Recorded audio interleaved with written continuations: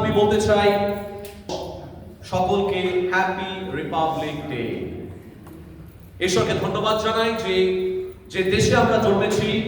ঈশ্বরকে মহানামে ধন্যবাদ জানাই যে আমি ভারতীয়। আপনি কি গর্ববোধ করেন আপনি ভারতীয় বলে? আমি গর্ববোধ করি, কারণ অনেক কারণ রয়েছে। আমার একটি থিসিস রয়েছে, সেই থিসিসের মধ্যে অনেক বিষয় রয়েছে যে ভারতবর্ষে জন্মানো কেন আমি নিজেকে গর্ববোধ করতে পারি। তার মধ্যে একটি বিষয় হচ্ছে ভারতবর্ষের আধ্যাত্মিক গভীরতা অনেক বেশি, আত্মিক গভীরতা অনেক বেশি। ঈশ্বর সম্পর্কে ভারতীয়রা অনেক বেশি বোঝেন বলে আমি বিশ্বাস করি। তাদের গভীরতা, তাদের মধ্যে জেনুইন একটা সার্চ রয়েছে, তাদের মধ্যে একটা প্রকৃতপক্ষে ঈশ্বরকে এবং সত্যকে খোঁজার যে তীব্র ইচ্ছা এবং প্রয়াস আমরা ভারতীয়দের মধ্যে দেখতে পাই। বলুন আমেন। এবং সেই কারণেই আজকে ভারতবর্ষের বুকে 1950 সালে 1947 সালের 15ই আগস্টে স্বাধীনতা লাভ করেছিলাম, সেটা সকলেরই জানা আছে। কিন্তু 26শে জানুয়ারি হচ্ছে প্রজাতন্ত্র দিবস। তার মানে প্রজাতন্ত্র। ইংল্যান্ডে যেমন কি বলে রাজতন্ত্র রয়েছে, আমাদের দেশে কিন্তু রাজতন্ত্র নেই, প্রজাতন্ত্র। এই কারণে প্রিএম্বল টু দ্য কনস্টিটিউশন অর্থাৎ ভারতীয় সংবিধানের প্রস্তাবনা যেখানে লেখা রয়েছে সেখানে বলা রয়েছে we the people of India having সলেমলি resolved বলে পরের কথাগুলো লেখা রয়েছে। মানে আমরা হচ্ছি ভারতের জনগণ, অর্থাৎ প্রজাতন্ত্র মানে প্রজাদের তন্ত্র। এবং সেই সংবিধানটাকে এক্সিকিউট করা হয়েছিল বা বলবৎ করা হয়েছিল 1950 সালের 26শে জানুয়ারি। এটা আমাদের সকলের জানা দরকার। আর সেই ভারতবর্ষের নাম ইন্ডিয়া কথাটা লেখা রয়েছে বাইবেলে, নিশ্চয়ই অনেকেই জানেন। ইস্টারের পুস্তকে লেখা রয়েছে, একেবারে এক অধ্যায়ের একদম গোড়ার দিকে লেখা রয়েছে। তার মানে এটার মধ্য দিয়ে ঈশ্বরের আত্মা আমাদের সঙ্গে বলছেন যে ভারতবর্ষের জন্য ঈশ্বরের একটি পরিকল্পনা রয়েছে। বলুন আমেন। আমাদের প্রত্যেকের জন্য ঈশ্বরের একটি পরিকল্পনা রয়েছে। শুধু তাই নয়, ভারতবর্ষের অন্যান্য অনেক জায়গায় বিভিন্ন বহু পরে ঈশ্বরের বাক্য গেছে। কিন্তু আপনি জানেন কি, প্রভু যিশুর মৃত্যুর এবং স্বর্গের পুনরুত্থানের মাত্র 22 বছরের মাথায় ভারতবর্ষের প্রথম সেঞ্চুরিতেই কে নিয়ে এসেছিল সুসমাচার? থোমা।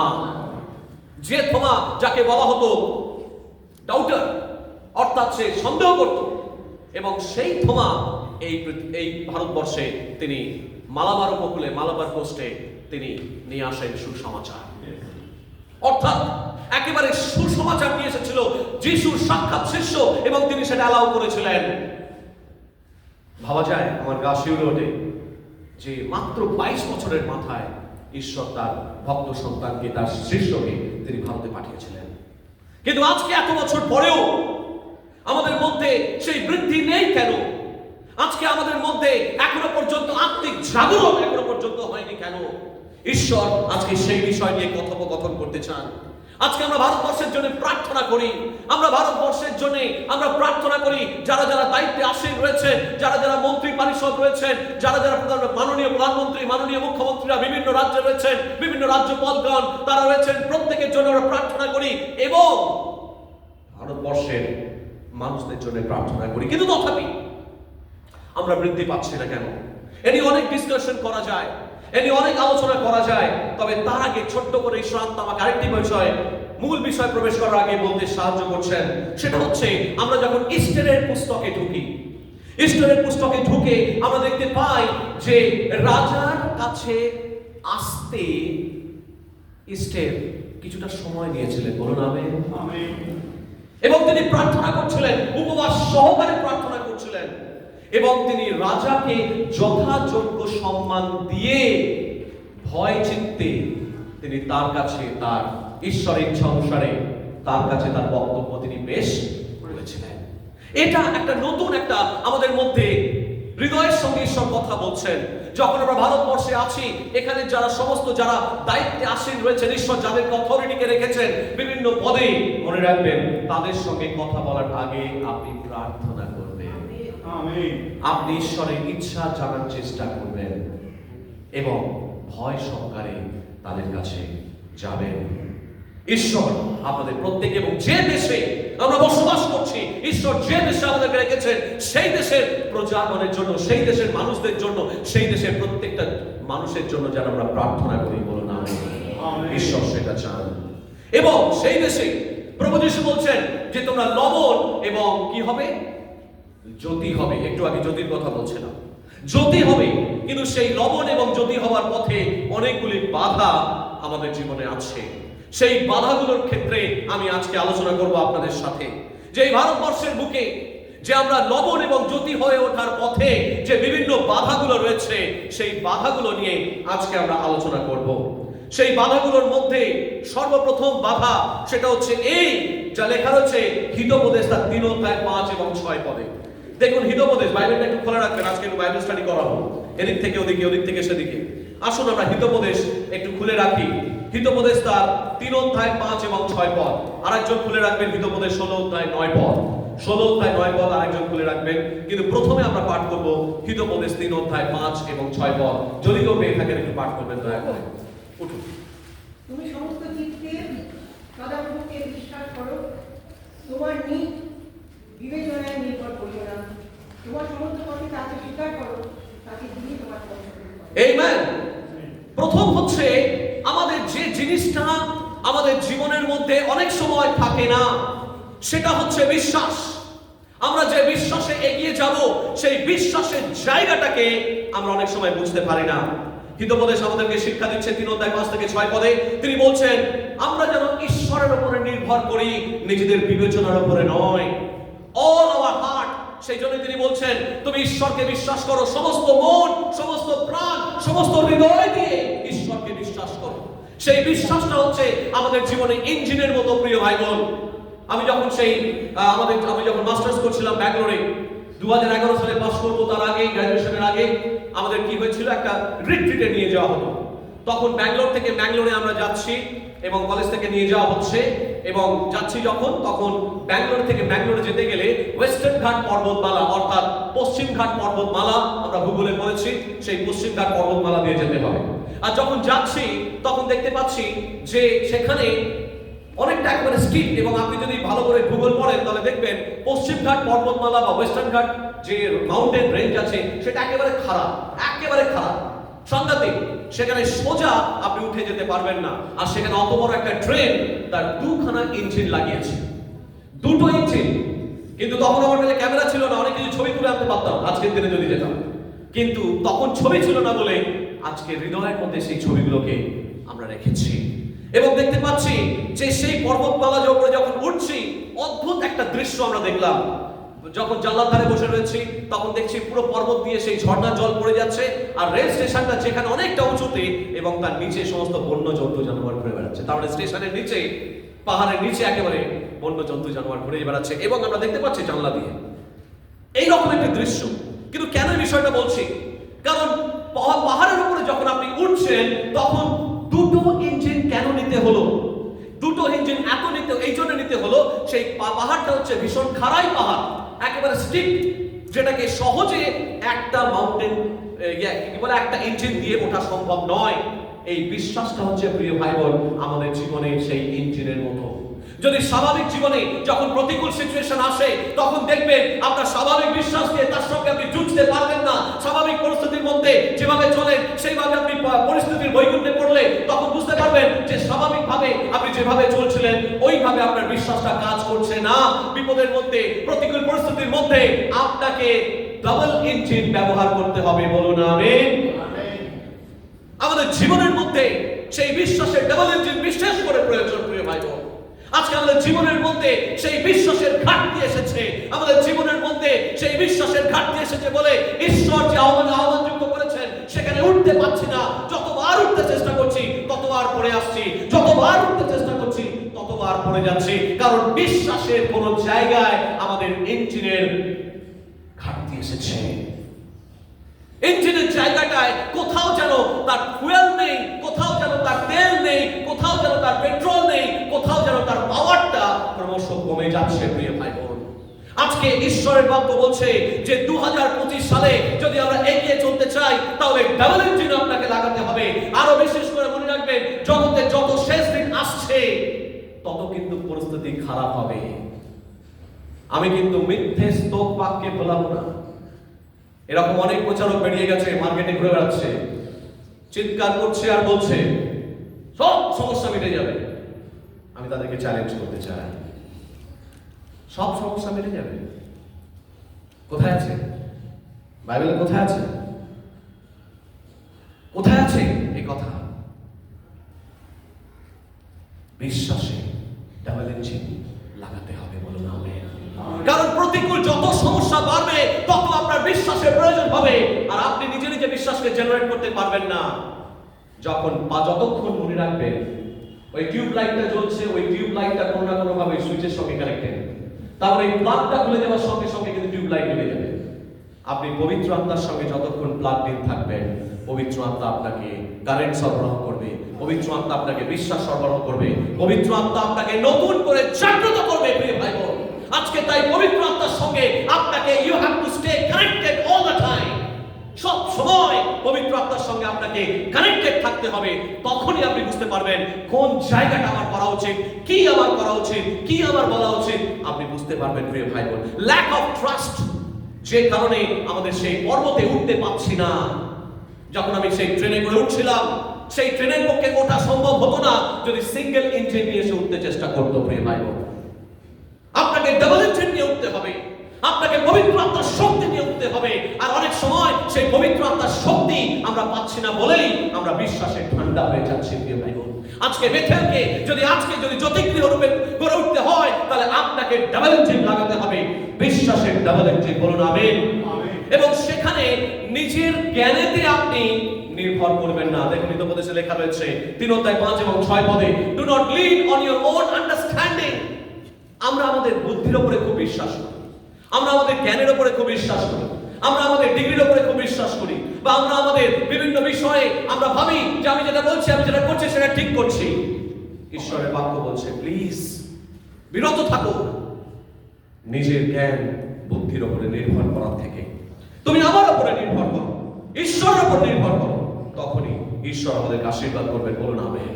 তাহলে আজকে যদি আমাদের মধ্যে ল্যাক অফ ট্রাস্ট থাকে, যদি আমাদের মধ্যে আজকে বিশ্বাসের ঘাটতি থাকে, তাহলে ঈশ্বর বলছেন পবিত্র আত্মার সঙ্গে প্লাগড ইন হও, পবিত্র আত্মার কাছে প্লাগড ইন হও, তোমাকে আমি শক্তি সরবরাহ করব, বলুন আমেন।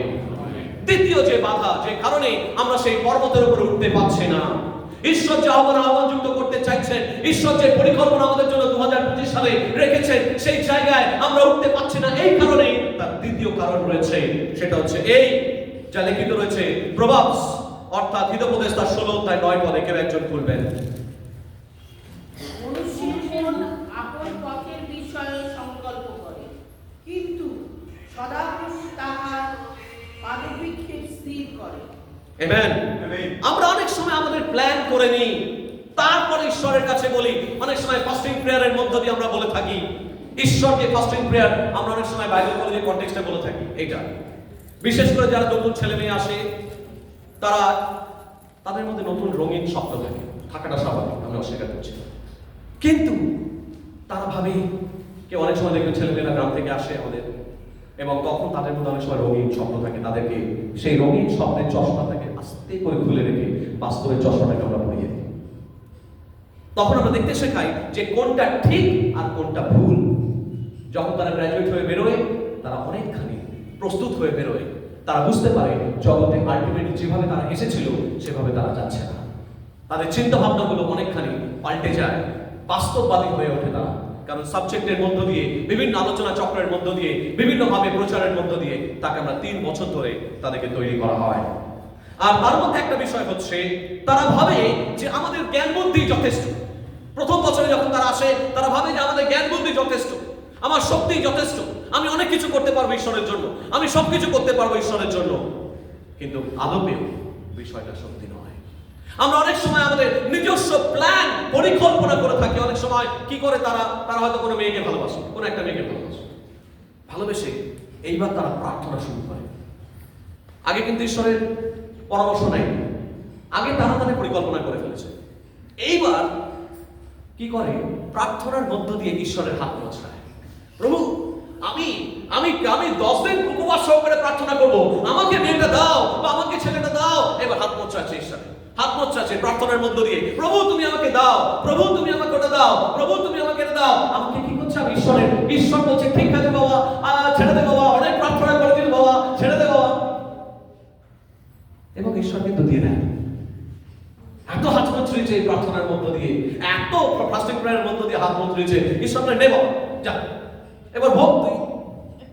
ঠিক যেমন ইসরায়েল জাতির ক্ষেত্রে করেছিল, মনে পড়ে রাজা দাউদের ক্ষেত্রে কিন্তু ঈশ্বর বারণ করেছে, না সরি শাউলের ক্ষেত্রে কিন্তু বারণ করেছিল যে তোমরা মানব রাজা চেও না, আমি রাজা যথেষ্ট। কিন্তু তারা শুনল না, তারা বলল আমরা মানুষ চাই, আমরা মানুষ চাই।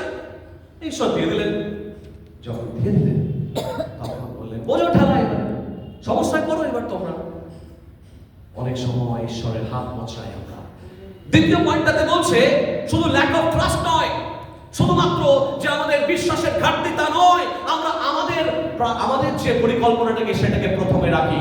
এইখানে ঈশ্বর বলছেন আমার পরিকল্পনা আর তোমার পরিকল্পনা এক নয়, আমার মন্ত্রণা আর তোমার মন্ত্রণা এক নয়। আমাদের জীবনের ক্ষেত্রে অনেক সময় আমরা বাধার সম্মুখীন হই, আমাদের জীবনের ক্ষেত্রে অনেক সময় সাকসেসফুল হতে পারি না, তার কারণ ঈশ্বরের মাধ্যম দিয়ে আমরা কিন্তু চলি না। আমরা নিজেদের শক্তিতে চলার চেষ্টা করি। প্রিয় ভাই বোন, ছোটবেলায় যখন অনেক সময় কোনো জায়গা থেকে, বিশেষ করে ধরুন কোনো বাসে করে যাচ্ছি আর পাশ দিয়ে একটা ট্রেন যাচ্ছে, মনে পড়ে গেল আমার সেই ঘটনাটার কথা। পাশ দিয়ে ট্রেন যাচ্ছে, হেভি স্পিডে ট্রেন যাচ্ছে, কারণ ট্রেনটা ট্র্যাকের মধ্যে আছে। আর এদিকে বাসটা যাচ্ছে, আমি ভাবছি বাসটা তো খুব জোরে চলছে, এই ট্রেনটাকে ওভারটেক করতে পারছে না কেন? বাসটাও তো ফুল স্পিডে আছে, ট্রেনটাও তো ফুল স্পিডে আছে, তাহলে বাসটাকে ওভারটেক করতে পারছে না কেন? বাস কিন্তু যাচ্ছে, বাসও ফুল স্পিডে চলছে, ট্রেনও যাচ্ছে, কিন্তু ট্রেনটাকে কিছুতেই ওভারটেক করতে পারছে না। কেন বলুন তো? কারণ ট্রেনটা ট্র্যাকের মধ্যে আছে, আর ট্র্যাকের স্পিড, কারণ ওতে তো ঘর্ষণ কম হচ্ছে, সেই কারণে ট্রেনের স্পিডটা অনেক বেশি বেড়ে গেছে। প্রিয় ভাই বোন, ওই বাসের মতো যদি আপনি স্পিড যতই বাড়ান, কিন্তু আপনি যদি ঈশ্বরের ট্র্যাকে না চলেন, তাহলে ঈশ্বরের সফলতা আপনি কখনো অর্জন করতে পারবেন না। বলুন আপনাকে সফল হতে গেলে ওই ট্রেনের ট্র্যাকের মতো ঈশ্বরের ট্র্যাকের মধ্যে চলতে হবে, ঈশ্বরের প্ল্যানের ট্র্যাকের মধ্যে চলতে হবে। যতক্ষণ আপনি ঈশ্বরের প্ল্যানের ট্র্যাকের মধ্যে চলবেন, দেখবেন তার গভীরতা এবং তার গতি অনেক বেশি। প্রিয় ভাই বোন, আপনাকে নিজের শক্তিতে, নিজের কারিশমা আপনাকে দেখাতে হবে না, ঈশ্বর কারিশমা যেন আপনার মধ্য দিয়ে দেখাতে হবে। আমরা গাধা, আমাদের কোনো কারিশমা নেই। কারিশমা যদি কিছু থাকে, প্রভু যিশুর আছে। তাই যখন আমরা আমাদের জীবনের ভলিউমটা আমরা কমাবো, ঈশ্বর তার ভলিউমটা বাড়াতে পারবেন। বলুন আমেন। কিন্তু অধিকাংশ ক্ষেত্রে আমাদের জীবনের ভলিউমটা এতটাই বাড়িয়ে দিই যে ঈশ্বর তার ভলিউমটা বাড়াতে পারেন না। আজকে let us decrease and let God increase. যখন দ্বিতীয় বিষয় আমি বলছি যে প্রথম বিষয় আমি কি বললাম? বিশ্বাসের ঘাটতি। দ্বিতীয় বিষয় আমি কি বলছি? আপনি যেন নিজের উপরে নির্ভরশীল হবেন না, সেলফ রিলায়েন্স যেন আমাদের মধ্যে না থাকে, ঈশ্বরের উপর নির্ভরশীলতা থাকে। তিন নম্বর, যখন বিশ্বাসের ঘাটতি তৈরি হয়, যখন নিজের উপরে নির্ভরশীলতা বেড়ে যায়, তখন আরেকটা জিনিস আসে, সেটা কি জানেন? অহংকার। Thank you. অহংকার আসে, তখন স্বার্থপরতা আসে। অহংকার আর স্বার্থপরতা সেই সময় জন্ম নেয় যা লেখা রয়েছে হিতোপদেশ 16:3 কেউ একজন পাঠ করবেন? আপনি শতাধিক পাঠ করছিলেন তখন। হিতোপদেশ 16:3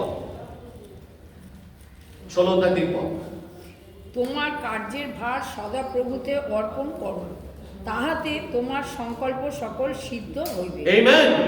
একই কথা 37-4 এবং 5 পদে দেখবেন লেখা রয়েছে যে সমস্ত সংকল্প তার উপরে ছেড়ে দাও। Commit your ways to the Lord, He will bring it to pass. তিনি সেটা করবেন। প্রাইড নয়, আমাদের জীবনে যেন সমস্ত কিছু প্রভুর উপরে রাখতে পারি, কিন্তু মুশকিল হচ্ছে আমরা কিছুতেই প্রভুর উপরে রাখতে পারি না। আমরা সব সময় আমরা দেখি যে বিভিন্ন ভাবে আমি কি করতে পারি, আমি কি করতে পারবো, এই সমস্ত বিষয়ে ঈশ্বর বলছেন তোমরা আমার উপরে নির্ভর করো। মানুষ দেখবেন শেষ পর্যন্ত তার যা কিছু ক্ষমতা আছে সেই ক্ষমতা দেখাতে চায়। সরি টু সে, সবাই ক্ষমতা দেখাতে চায়, কিন্তু ক্ষমতা নয়। আমরা ঈশ্বরকে বলবো প্রভু আমার কিছু ক্ষমতা নেই, তুমি চালাও। যতক্ষণ না পর্যন্ত ঈশ্বরকে আপনি দায়িত্ব ছাড়বেন, ততক্ষণ পর্যন্ত কিন্তু ঈশ্বর আমাদের দায়িত্ব নেবেন না। আপনাকে ছাড়তে হবে। কিছুদিন আগে যখন কলকাতা পুলিশ কমিশনারের পরিবর্তন হলো, তখন একটা বিষয় আমি লক্ষ্য করেছিলাম নিউজ চ্যানেলে। দেখলাম যিনি এই যে ঘটনাটা ঘটলো তারপরে, হ্যাঁ, উনি পরিবর্তন হলেন, নাম বলছে না, পরিবর্তন হলেন, এবং পরিবর্তন হওয়ার পর কি হলো, উনি নিজের চেয়ারটা ছেড়ে টেবিলের এপার থেকে সরে আসেন, এবং তারপরে পরের জন উনি নিজে বসিয়ে দিলেন। এইটাই নিয়ম, যখনই কেউ দায়িত্ব স্থানান্তরিত হয়, একজন ওদিকে চলে যায়, একজন এদিকে চলে আসে, এটা পুলিশের নিয়ম। যাই হোক, তো ওনাকে চেয়ারটা ছাড়তে হলো, তবে কি সেখানে বসতে পারলেন। যতক্ষণ না পর্যন্ত আপনি আপনার জীবনের নিয়ন্ত্রণটা ছাড়বেন, ততক্ষণ কিন্তু প্রভু তিনি ধরবেন না। আপনি কি আপনার জীবনের নিয়ন্ত্রণ ছাড়তে প্রস্তুত? একটু আগে যখন সাক্ষ্য হচ্ছিল, বলে আমাদের কেউ নেই, তিনি সাক্ষ্য দিচ্ছিলেন তিনি যে সাক্ষ্যের কেউ নেই, পেসমেকার বসানো রয়েছে, রক্ত বেরোচ্ছে, কেউ নেই। তখন আমরা সম্পূর্ণরূপে প্রভুর উপরে ছেড়ে দিয়েছিলাম। যখনই প্রভুর উপরে ছেড়ে দেবেন, প্রভু কিন্তু আপনাকে ঠকাবেন না, বলবেন। কিন্তু আপনাকে নিয়ন্ত্রণ ছাড়তে হবে। আপনাকে নিয়ন্ত্রণ, প্রভুকে বলতে হবে, প্রভু তুমি নিয়ন্ত্রণ করো আমাদেরকে, আমাদের চিন্তা ভাবনা নিয়ন্ত্রণ করো, আমাদের মানসিকতা নিয়ন্ত্রণ করো, আমাদের জীবনের নিয়ন্ত্রণ। প্রভু আমি সমস্ত কিছু নিয়ন্ত্রণ করতে পারবো না। আমি বারবার বলি, এটা তোমার কাজ, আমি সবকিছু নিয়ন্ত্রণ করতে পারবো না। তোমাকে ইন্টারভিউ করতে হবে, তোমাকে কথা বলতে হবে।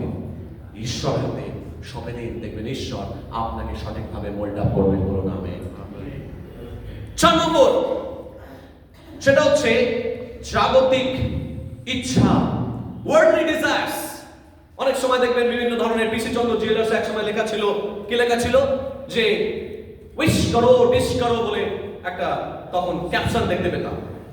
তারপরে বলছে গিভ ইওর, কি বলে, give wings to your desire. মানে এগুলো ক্যাপশন, বিসি চন্দ্র জুয়েলার্স, মানে আরো বেশি সোনা কেন আর। এখন সোনার দাম কত জানেন? 70, 82। আমি আরো একটু লেটেস্ট বলছি আপনাকে খবর, আমি সব খবর দেখি। 83,775 নাকি এরকম একটা, ইনক্লুডিং জিএসটি। Including GST. ভাবা যায়, যখন আমাদের বিয়ে হয়েছিল তখন সোনার 10 গ্রামের দাম কত ছিল? কত, 30 না কত ছিল, আরো কম ছিল বোধহয়। আজকে চলে গেছে 83,000। সেই জায়গাতে যখন বিজ্ঞাপন দেওয়া হয়, সেখানে লেখা হচ্ছে give wings to your desire. জগতের কথা, জগৎ হাতছাড়ে দিচ্ছে, আরো বেশি সোনা কেন, আরো বেশি জামা কাপড় কেন, আরো বেশি অমুক করো, আরো বেশি টিভি কেন, আরো বেশি যা কিছু, মোবাইল কেন, সমস্ত কিছু ওয়ার্ল্ডলি ডিজায়ার্স আমাদের জীবনের মধ্যে বিভিন্ন ভাবে। আরো গাড়ি কেন, এই গাড়িটা ঠিক হচ্ছে না, 2 বছর পরে এক্সচেঞ্জ করে নাও। এই বাইকটা ঠিক হচ্ছে না, 2 বছর পরে আরেকটা নতুন কিনে নেব। ভালো বিষয়, আমি কোনো খারাপ বলছি না, কিন্তু অ্যাট দ্য সেম টাইম আমাদের মানসিকতাটা কি? জগতের দ্বারা পরিচালিত হওয়া, জগতের দ্বারা পরিচালিত হওয়া। তার মানে জগতের লোভী, জগতের সমস্ত চিন্তা ভাবনা আমাদেরকে ক্রমশ গ্রাস করছে। মহাত্মা গান্ধী একটা কথা বলছেন, সিম্পল লিভিং, হাই থিঙ্কিং। আমি স্ট্রংলি বিশ্বাস করি সিম্পল লিভিং, বড় বড় যারা মনীষী তারা সবসময় সিম্পল লিভিং। রবীন্দ্রনাথ, আমি যদি প্রভু যিশুর পরে কাউকে মানুষ হিসেবে সম্মান করি, তিনি রবীন্দ্রনাথ। রবীন্দ্রনাথের পরে যদি কাউকে মানুষ হিসেবে সম্মান করি, তিনি সত্যজিৎ রায়। তিনি যে একটা ঘরে থাকতেন, আপনি শুধু তার ইংরেজি উচ্চারণ শুনবেন, আপনি বিমোহিত হয়ে যাবেন, সত্যজিৎ রায়। কিন্তু থাকতেন কি, এক গাদা বই, চারিদিকে এরকম পাহাড়ের মতো স্তূপাকার রয়েছে বই, সেই বইয়ের মধ্যে উনি একটা আরামকে দাঁড়ায় বসে ক্রস লেগ হয়ে উনি চিন্তা করতেন। আর এই সমস্ত সিনেমা তিনি তৈরি করেছেন যা জগৎ বিখ্যাত। আজকে প্রিয় ভাই বোন, সিম্পল লিভিং, হাই থিঙ্কিং। ঈশ্বর বলছেন যে তোমরা জগতের হইয়াও জগতের নও। আমাদের জীবনে আমরা আত্মিকভাবে গড়ে উঠতে পারছি না, আমরা ফল ধারণ করতে পারছি না, কারণ আমাদের এই সমস্ত চিন্তা ভাবনাগুলো, জগতের পোকাগুলো এই সমস্ত চিন্তা ভাবনাগুলো ক্রমশ খেয়ে দিচ্ছে। একটু আগে আমার স্ত্রী এই প্লেটের মধ্যে একটা কিছু দিয়েছে। কি দেখতে পাচ্ছেন? এটা কি জিনিস? না, স্ট্রবেরি। একটু আগে এটা বিজ্ঞাপনে কিছু বলার দরকার ছিল, কিন্তু আমি বলিনি, কারণ আমি ভেবেছিলাম যে এটার সঙ্গে একটা অবজেক্টেশন দেখিয়ে দেব। এই স্ট্রবেরিটা আপনাদের এই চার্চের মাটিতে হয়েছে, এটা আমরা প্রার্থনা করবো অবশ্যই শেষে। ওই যে ফুলগুলো লাগানো হয়েছে, আমার স্ত্রী সেই ফুলগুলো সেই কেওড়া পুকুর থেকে আমরা বহন করে নিয়ে এসেছি। আমরা ফুল ভালোবাসি, যেখানেই থাকি ফুল বাচ্চা এদেরকে আমরা ভালোবাসি, সেই কারণে আমরা অনেক সময় নিজেরাই খরচা করে আমরা সেগুলো করি। যাই হোক, তো সেখান থেকে আমার স্ত্রী খুব ভালোবাসেন, তিনি নিয়ে এসেছেন, পুঁতে দিয়েছেন। তার সঙ্গে তার অজান্তেই একটি স্ট্রবেরি গাছও চলে এসেছে, সেটাকেও লাগিয়ে দেওয়া হয়েছে। এইখানে এই ফুলগুলো যেখানে আছে সেখান থেকে একটা স্ট্রবেরি হয়েছে। ঈশ্বরের কাছে প্রথমে উৎসর্গ করি, ধন্যবাদ জানাই প্রভুকে যে এই চার্চের জমি থেকে ফল উৎপন্ন। কিন্তু দেখুন, ফলটা উৎপন্ন হয়েছে তার একদিকে খাওয়া একটু, তাহলে কিছু একটা পোকা এটাকে অলরেডি খেয়েছে। ফলে ফলটা কিছুটা হলেও সম্পূর্ণ তারা পায়নি, কোন একটা পোকা লেগে এর মধ্যে খেয়ে নিয়েছে। প্রিয় ভাই বোন, অনেকটা বিশ্বাসীদের জীবন অনেকটা এইরকম অবস্থায় দাঁড়িয়ে আছে, যে ফলটা সুন্দর টসটসে পাকা খেয়ে নেওয়ার মতো, কিন্তু একটা জায়গায় ফল মানে পোকা লেগে সেটাকে একটু খাম করে দিয়েছে, সেটাকে একটু কোনো একটা জায়গায় দেখুন একটা বিচ্ছিরি লাগছে, একটা জায়গায় একটা ক্ষত চিহ্ন রয়েছে। ঈশ্বর বলছেন এটা বেথেলেরই ফল, তাই এটা দেখালাম। তাই যে দেখানো এটার মধ্যে ঈশ্বর কথা বলতে চাইছেন, তোমরা পরিপূর্ণ, তোমাদের মধ্যে মিষ্টতা আছে, এটা খান, রস আছে, এটা খান, টেস্ট পাবেন যে স্ট্রবেরি কেমন, সম্পূর্ণ সবকিছুই আছে, কিন্তু আমাদের জীবনের মধ্যে কিছু পোকাও লেগে আছে। সেই পোকাগুলোকে আমাদের তাড়াতে হবে, সেই পোকাগুলোকে কিন্তু কি করতে হবে, সঠিকভাবে ঝেড়ে মুছে সাফ করতে হবে। তবেই দেখবেন এই ফলটা ওই জায়গাটুকু খামতি থাকবে না। ঈশ্বর পূর্ণাঙ্গ করে তুলবেন, বলুন আমেন। ঈশ্বর আমাদের সঙ্গে কথা বলতে চাইছেন। লাস্ট আমি বলবো একটি বিষয়, যেখানে আমাদের জীবনে অনেক সময় আমরা পবিত্র আত্মা নিয়ে অনেক সময় আলোচনা করি, যে পবিত্র আত্মার বিষয়ে আলোচনা করি, কিন্তু পবিত্র আত্মার বিষয়ে আলোচনা করতে করতে এটাও আমরা ভুলে যাই যে সব সদা সর্বদা পবিত্র আত্মার অভিষেকের নিচে যেন আমরা থাকি, বলুন আমেন। দেখুন লেখা রয়েছে, আমি গীত সংহিতা 23 ওই জায়গাটাতে বলবো যে প্রভু তুমি আমাকে মাথায় মস্তকে তৈল ঢালো, ওই জায়গাটা লেখা আছে, ওইটা একটু পড়ুন। 23 গীত সংহিতা 23, এই জায়গাটা থেকে একটা গুরুত্বপূর্ণ জিনিস আমরা দেখবো। দেখুন কি লেখা আছে, তুমি আমার কি লেখা আছে, তুমি আমার মস্তক তৈলাসিক্ত করিয়াছ। আমরা অনেকেই জানি না এর একটা ব্যাকগ্রাউন্ড আছে।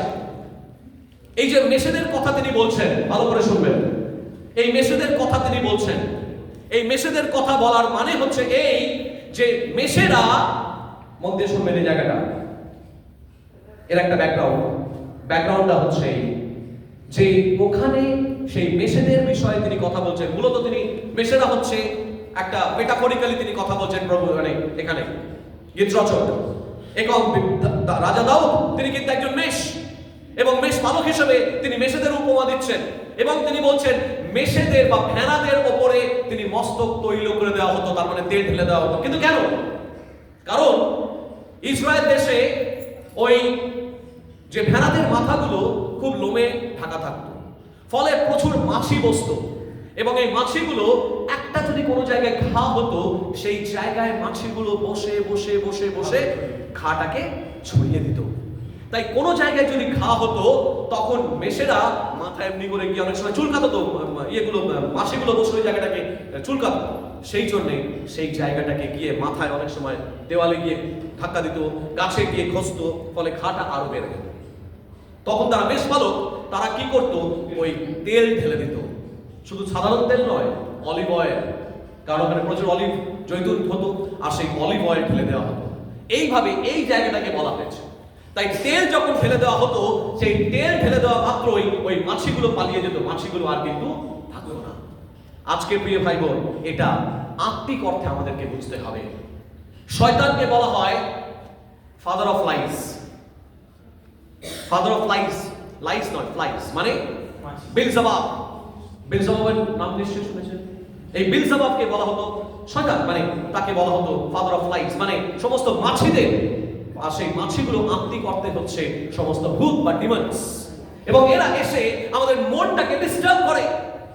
যদি না আপনার মনের মধ্যে, যদি আপনার পবিত্র আত্মার অভিষেক আপনার মনের মধ্যে থাকে, যদি না আপনার পবিত্র আত্মার অভিষেক আপনার হৃদয়ের মধ্যে থাকে, তাহলে নোংরা চিন্তা, জাগতিক অভিলাষ, জাগতিক কুরুচি এসে সেই মাছির মতো ভনভন করবে আপনার মনের মধ্যে, এবং ভনভন করবে, আপনাকে ভুল বুদ্ধি দেবে, এবং আপনার মাথাগুলো, সেই মেষগুলো যেমন ভাবে এদিকে ওদিকে মাথা নাড়ায় এবং গিয়ে দেয়ালে ধাক্কা দেয় এবং গিয়ে গাছের মধ্যে ধাক্কা দেয় এবং ডিস্টার্ব করে, সেই রকম ভাবে আপনার মনের মধ্যে যদি সেই ঈশ্বরের আত্মা আপনার মনের মধ্যে যদি সেই অভিষেক না থাকে, যদি আপনি ঈশ্বরের অভিষেকের তলায় না থাকেন, তাহলে জগতিক এই সমস্ত চিন্তা ভাবনা এবং সমস্ত ডিস্টার্ব করবে, এবং ভূতেরা আপনার মনের মধ্যে এসে ডিস্টার্ব করবে। তাই সেই কারণে যদি আপনার আত্মিক জীবনে 2025 সালে আপনাকে সফল হতে হয়, তাহলে মাথাটাকে প্রভুর চরণে রেখে বলুন, প্রভু যেমন ভাবে দাউদ বলেছেন, তুমি আমার মস্তক তৈলাক্ত করিলে, আজকে তুমি আমার মাথা তৈলাক্ত করো। আজকে আপনার মাথাটাকে প্রভুর চরণে বানিয়ে দিন। যেখানে বসে আছেন বসে থাকুন, চোখ বন্ধ করে প্রভুকে বলুন, প্রভু আমার মাথাটাকে তুমি অভিষেক করো, আমার মাথাটাকে তুমি অভিষেক করো, আমার মাথাটাকে তুমি অভিষেক করো, আমার মাথাটাকে তুমি অভিষেক করো। যেন প্রভু জগতের চিন্তা, জগতের পাপ চিন্তা, কুরুচিকর চিন্তা, মন্দ স্বভাব যেন প্রভু আমাদের মনের মধ্যে ভিড় না করতে পারে, আমাদের মনের মধ্যে মাছির মতো ভনভন না করতে পারে, সেগুলোকে যিশু নামে নির্মূল করো। এবং প্রভু আমাদেরকে, প্রভু তোমার তৈলাক্ত, তোমার পবিত্র আত্মার অভিষেক দিয়ে আমাদের মনকে তুমি নতুন করে সজাগ করে দেবো, আমাদের নতুন করে গেঁথে দেবো। বিশ্বাস করে তুমি প্রার্থনা শুনি, যিশু নামে চাই, আমেন। আসুন।